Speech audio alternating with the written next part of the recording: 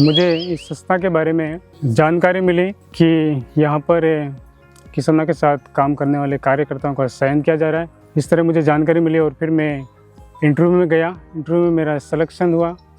Selection के बाद हमारे 5 दिवसीय ट्रेनिंग हुई। हमें 6 गांव दिए गए। मेरा नया गांव है। एक गांव में मैं एक पकवाड़े एक सप्ताह में जाता हूं और किसानों के साथ बातचीत करता हूं। जैसे लोग पहले से खेती करते तो आ रहे हैं, लेकिन उनमें कैसे परिवर्तन किया जाए। जैसे लोग पहले यूरिया, डीएपी और फास्फोरस के द्वारा खेती को करने जा रहे, जिससे हम कैंसर, अनेक प्रकार की बीमारियों से हम ग्रसित हो रहे। जैसे हमको संस्था के द्वारा ट्रेनिंग दी गई थी कि उसमें देसी खाद से कैसे खेती तैयार की जाए। इसका मूल उद्देश्य भी वही था कि किसानों को हम जैविक खेती करवाएं। हमारी एकल ग्रामोत्थान फाउंडेशन की ओर से हमने एक पहल करी है कि गाँव में जाकर के किसानों को जोड़ करके जैविक खेती करवाना। एकल संस्था के बीज दिया है, खाद बनाया है, देसी खाद, और बीज दिया है, खेती में लगाया है, टमाटर लगवाया है, मटर लगवाया है।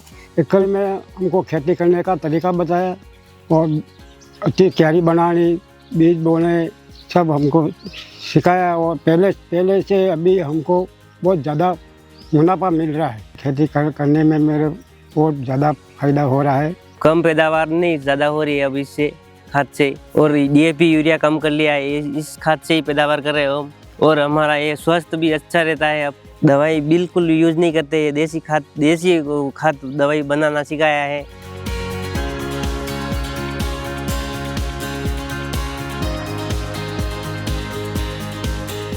हमें इसमें जो केमिकल की बनाई हुई दवाइयाँ सब्जियों में डालते हैं किसान, एक परंपरा के अनुसार उसको कैसे कम करना है उसके बारे में जानकारी दी गई, जिसमें जीवाश्म, अग्नियास्त्र और कीटनाशक बनाने की अलग अलग विधि बताई गई।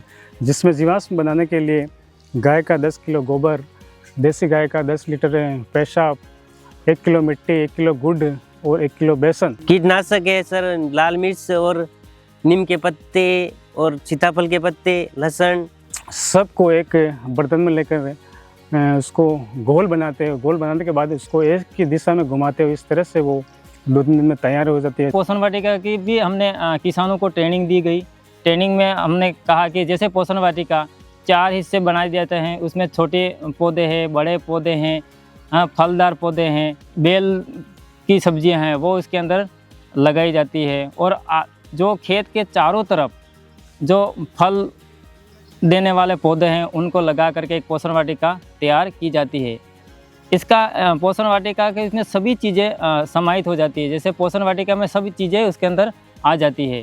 तो जब भी कोई भी एक सब्जी बाहर से नहीं ला करके अपने घर के पास में होना चाहिए, और उस पोषण वाटिका से ही सब्जी ला करके वो किसान अपनी उपयोग कर रहा है।